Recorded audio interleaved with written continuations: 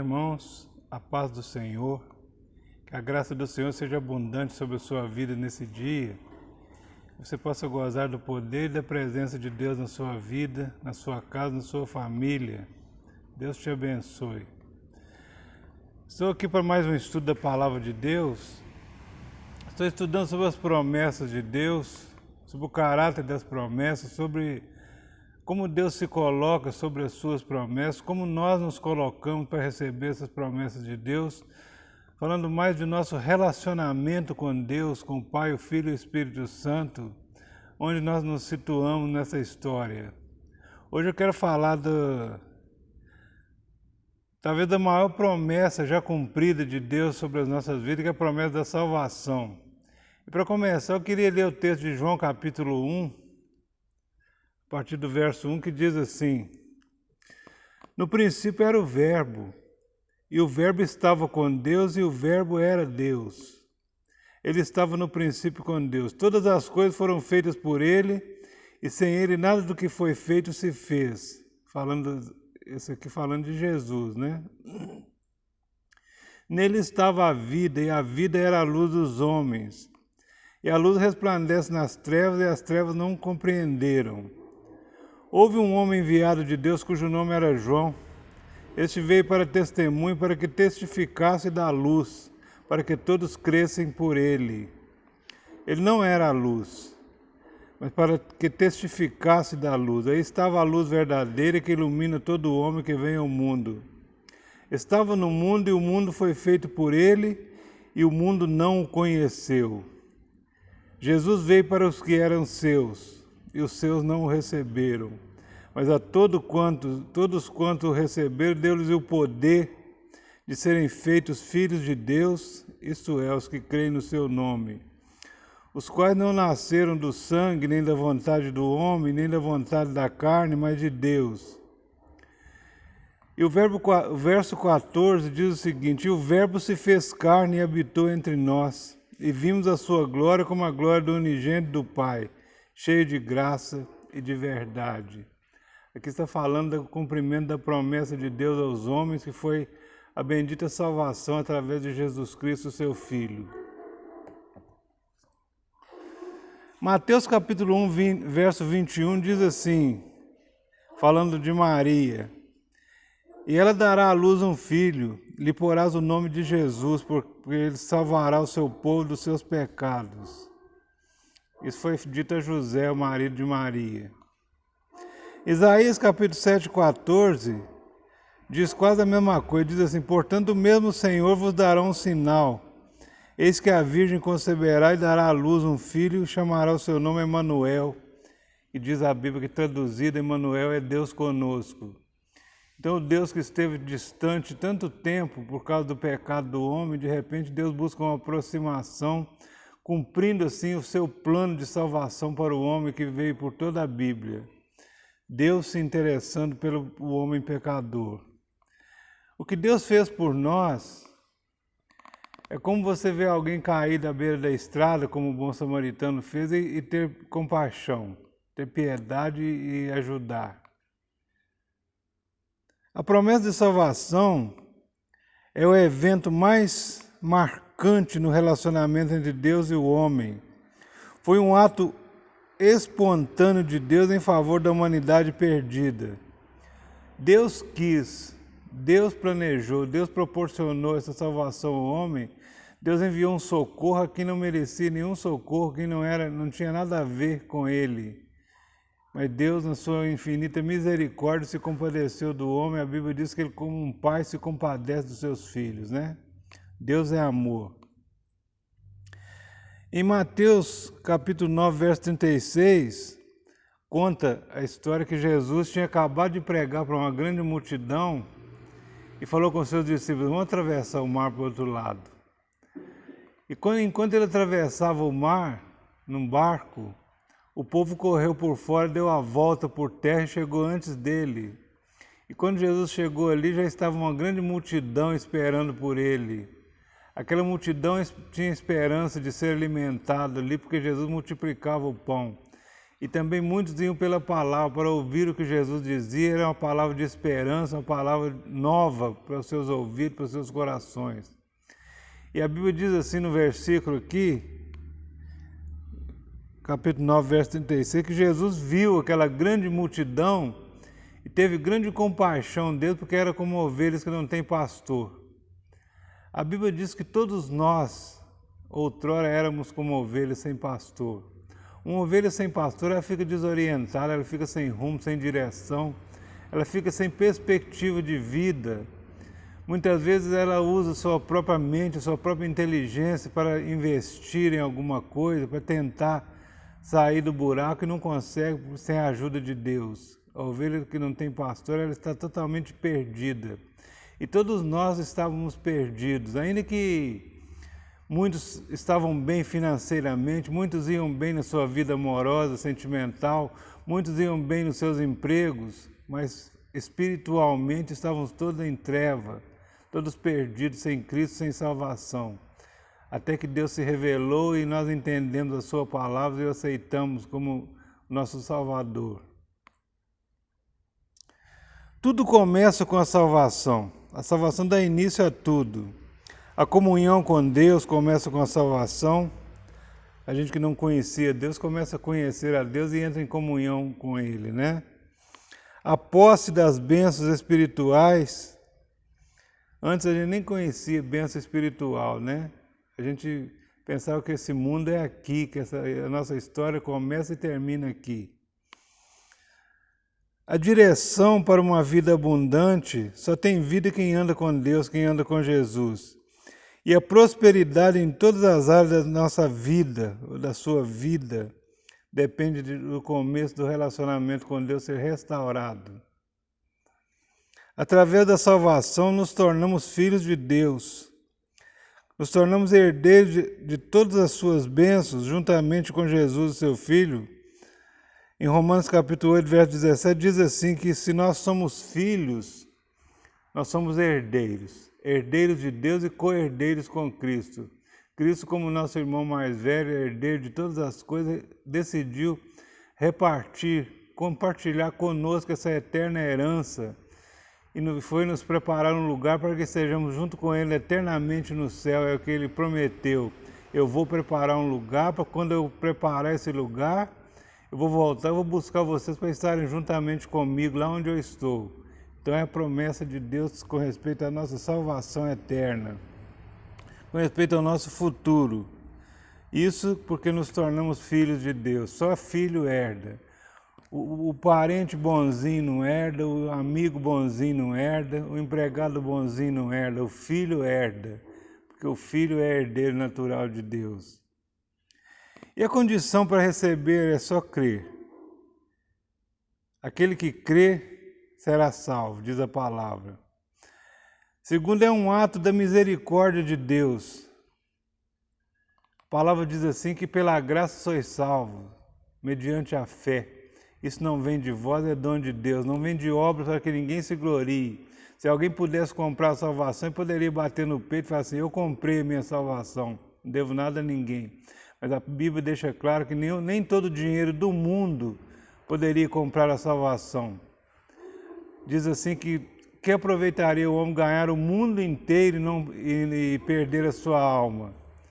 E a Bíblia deixa claro que não há preço que possa comprar o resgate da alma. Somente o sangue de Jesus tem esse poder de resgatar, de redimir o homem perdido.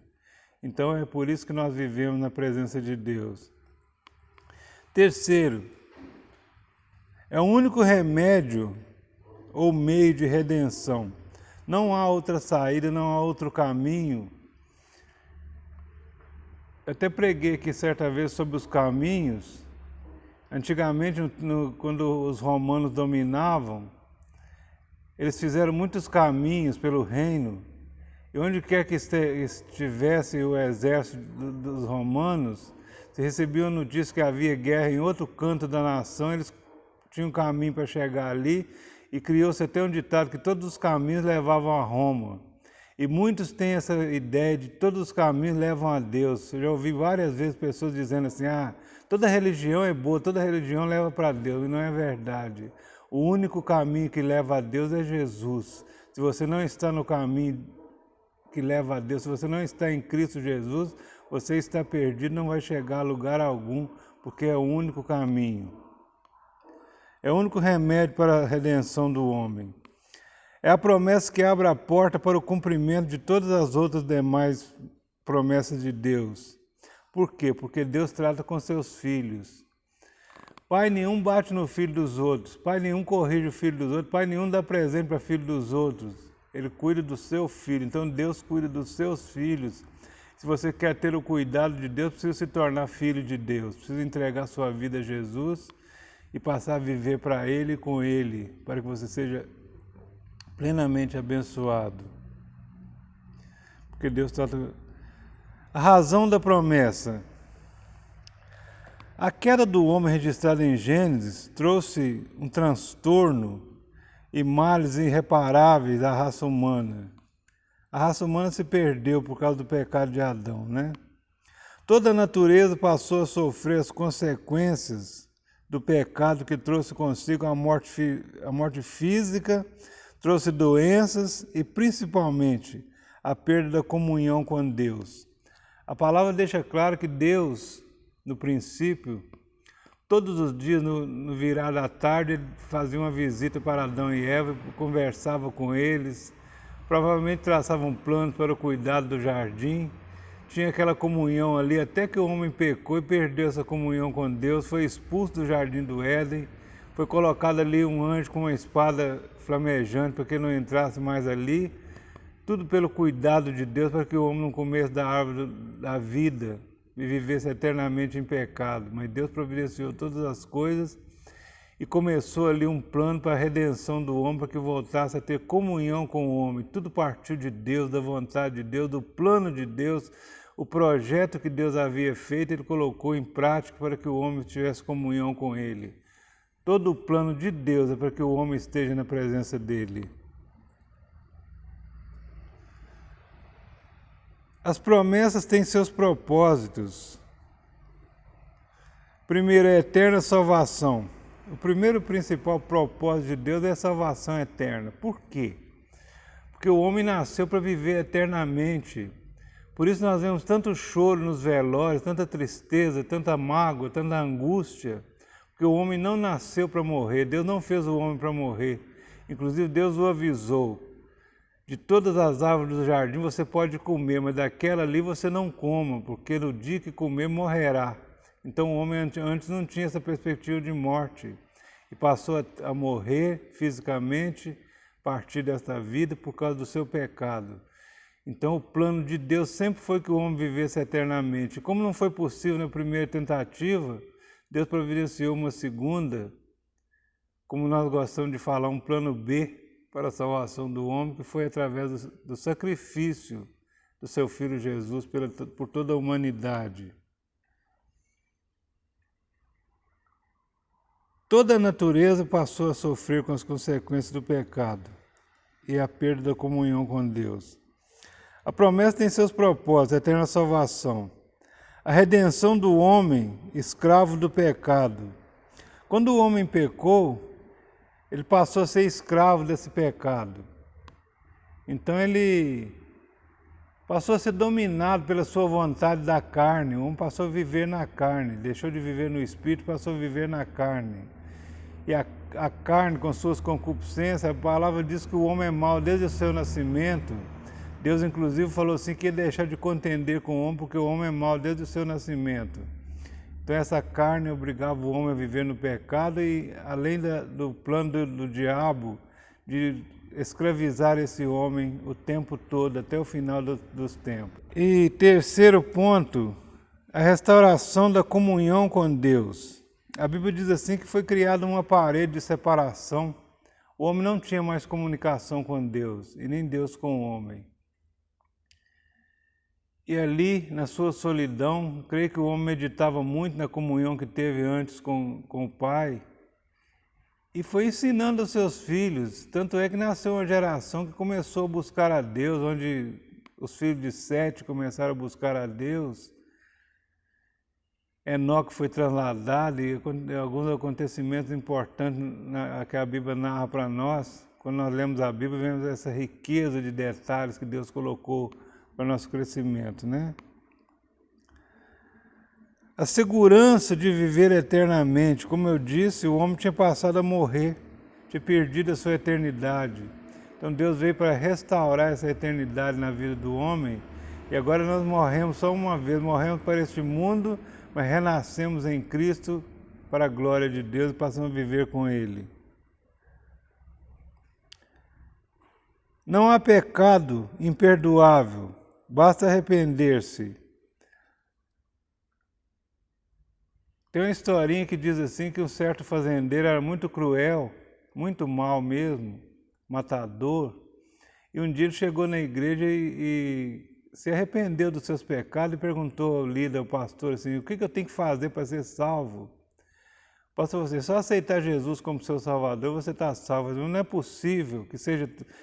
Quanto que eu tenho que pagar? Você não tem que pagar nada, é de graça, é totalmente de graça. O sangue de Jesus foi derramado na cruz do Calvário para que todo aquele que crê tenha vida eterna. Você, mas não é possível, eu não posso aceitar alguma coisa de graça. Eu sou muito rico, quem sabe eu posso pagar alguma coisa? E ele disse, não tem que pagar nada. Se o senhor aceitar Jesus como seu salvador, o senhor está salvo. Ele falou assim, mas eu não aceito, eu vou fazer alguma coisa. E ele diz a história que ele foi lá para o pasto e tinha um formigueiro muito grande de formiga, essa saúva, formiga que nós chamamos de cabeçuda. E ele mexeu naquele formigueiro com um pedaço de pau, até elas ficaram bem agitadas, ele sentou no formigueiro e deixou que elas picassem ele bastante. Ele ficou todo ensanguentado e falou assim, agora sim, agora eu fiz alguma coisa. O homem sempre pensa que pode fazer alguma coisa pela sua salvação, quando a salvação é de graça. A porta do celeiro está aberta para você se servir na presença de Deus e usufruir do que Deus tem de melhor para a sua vida. Não é preciso fazer nada a não ser crer. É pela fé, é pela graça que somos salvos mediante a fé, diz a palavra. Não há necessidade de nenhum ritual. Muitos se preocupam ainda com rituais. Não há necessidade de nenhum ritual para ser salvo. A salvação já foi conquistada na cruz do Calvário e ela é de graça para quem crê. Ora, o sacrifício oferecido por Jesus na cruz do Calvário é totalmente suficiente para nos redimir de todo e qualquer pecado. Não há pecado que não possa ter perdão, não há pecado que impeça o homem de ser salvo por Deus, porque todo o pecado foi cravado na cruz do Calvário, na morte de Jesus Cristo. E o caminho da promessa? O plano de Deus começa a ser revelado na Bíblia desde Gênesis 3,15, quando Deus prometeu a Adão e Eva que da semente da mulher nasceria um que esmagaria a cabeça da serpente. Foi a primeira promessa. Através dos tempos, através dos personagens bíblicos, quando você vê a Bíblia, você começa a ver o plano de Deus sendo desenhado em cada vida, em cada promessa. Através dos escritos dos profetas, que apontavam para o aparecimento do Messias, e através dos tempos, Deus veio revelando o seu plano aos homens. A palavra de Deus é exatamente para isso, a Bíblia toda revela Jesus, desde o princípio. Vemos, por exemplo, no livramento de Raabe, porque Deus tinha um plano. Vemos o casamento de Ruth com Boaz, Deus introduzindo pessoas que não eram da linhagem de Israel no meio do povo, porque Deus tinha escolhido, as escolhas que Deus fez. É um incentivo para a nossa fé, o modo minucioso que Deus cuidou de cada detalhe para cumprir plenamente o que prometeu.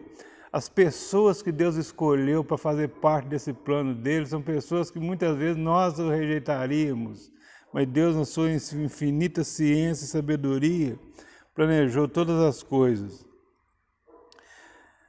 Mateus, por exemplo, fez questão de começar seu evangelho citando a genealogia de Jesus e vimos em cada detalhe as pessoas escolhidas por Deus para participar desse evento tão importante. Deus, na sua infinita sabedoria, veio promovendo essa salvação desde o princípio, colocando pessoas onde Ele queria que estivesse, escolhendo vidas para que participassem deste evento. Gálatas capítulo 4, verso 4, diz assim que na plenitude dos tempos, Deus fez cumprir sua promessa enviando Jesus, nascido de mulher. Então chegou o tempo da redenção, chegou o tempo de Deus cumprir a sua promessa, Ele enviou Jesus para nascer de Maria, uma virgem. E o alcance da promessa? A promessa da salvação não é um conceito teológico complexo ou difícil de entender, complicado. Mas quando o homem abre o coração para Deus e reconhece os seus pecados e se arrepende, vê a porta diante de si aberta para a salvação. E o recomeço do relacionamento com Deus que foi rompido pelo pecado, e assim o homem volta a ter paz com Deus. A palavra diz assim que através do sacrifício de Jesus Cristo nós voltamos a ter paz com Deus. Havia uma guerra espiritual, havia uma falta de comunicação, havia a mágoa, a tristeza do coração de Deus por causa do homem ter desobedecido a sua palavra. Havia vergonha cravada no coração do homem por causa do pecado. Havia uma distância enorme de separação.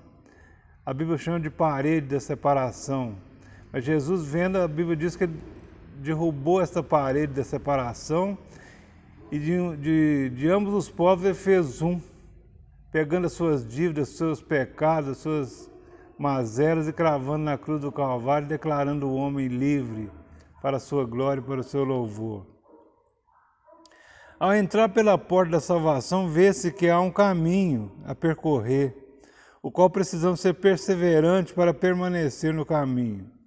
Para isso, contamos com algumas ajudas. Eu queria só citar essas ajudas aqui, já estou terminando. Primeira ajuda que Deus proporcionou a cada um de nós, a oração constante. Através da oração nós temos contato com Deus. Através da oração nós falamos com Deus e ouvimos as suas respostas espiritualmente no nosso coração. Deus se revela ao homem que está com o coração contrito na sua presença. Então a oração é uma chave que nós possamos abrir as portas da sala do trono.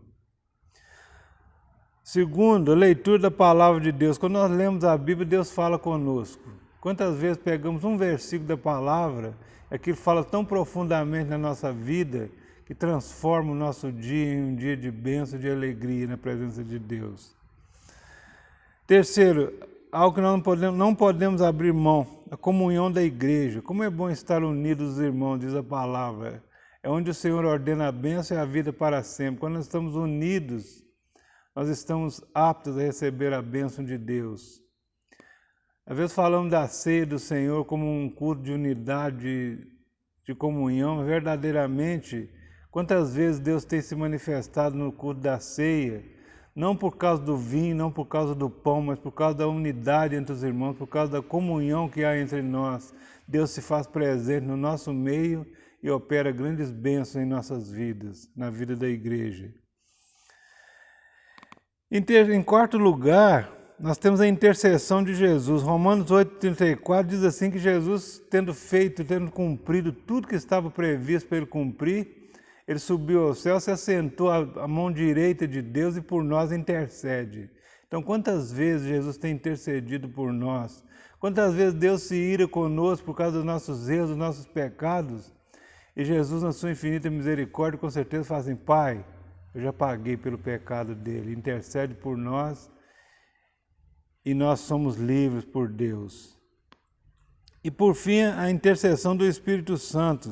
Também em Romanos 8, 26 e 27 diz assim que muitas vezes nós não sabemos nem orar como convém, não sabemos pedir exatamente aquilo que precisamos, mas o Espírito Santo intercede por nós com gemidos inexprimíveis. E Ele que conhece o coração de Deus, leva até Deus a nossa palavra, a nossa oração, fazendo assim conhecido diante de Deus a nossa necessidade.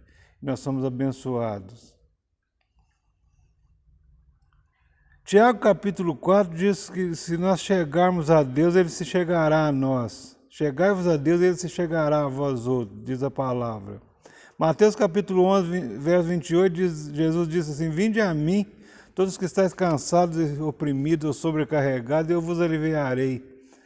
Tomai sobre vós o meu jugo e aprendei de mim, que sou manso e humilde de coração, e encontrarei descanso para vossas almas. João capítulo 7, 37 e 39, diz assim que Jesus, no último dia da festa, ele se levantou e falou assim, quem tem sede, vem a mim e beba. Jesus é a água da vida. Então é um alimento espiritual para as nossas vidas. E em Gálatas capítulo 5, verso 16, Paulo diz assim, andai em espírito e vocês não cumprirão as concupiscências da carne. Andar em espírito é uma condição para sermos vidas abençoadas por Deus. A promessa de salvação foi feita sem distinção a todos os povos, raças e nações. Daí a necessidade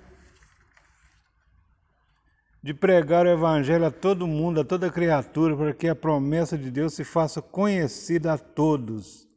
É nossa obrigação falar de Cristo, falar da salvação, da redenção do homem, falar que existe um remédio para o dano que o pecado causou, que existe salvação para todo aquele que crê.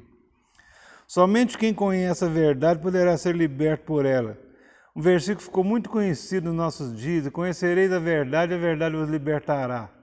Mas para ser liberto pela verdade, precisa conhecer essa verdade. E finalmente, portanto, a promessa da salvação é a porta de entrada para uma vida cristã frutífera dentro do propósito de Deus. Você quer ser abençoado, quer ter a certeza da salvação, quer ter a alegria da presença de Deus? Entregue sua vida ao Senhor, receba a salvação em Cristo Jesus e tenha uma vida abundante na presença de Deus. Que essa palavra sirva para a sua meditação nesse dia, que Deus te abençoe em nome de Jesus.